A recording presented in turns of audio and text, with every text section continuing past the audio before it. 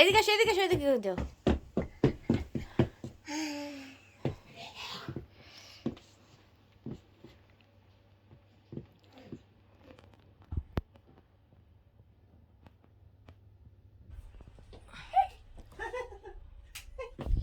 মামি করে না ঘুরতেছে হুম ডেলিভারি করতেছে হ্যাঁ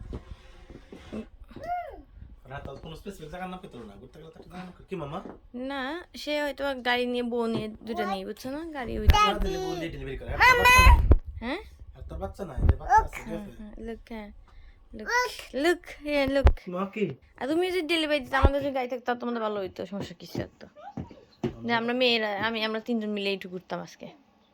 গাড়িটা তাড়াতাড়ি কিনে ফেলো।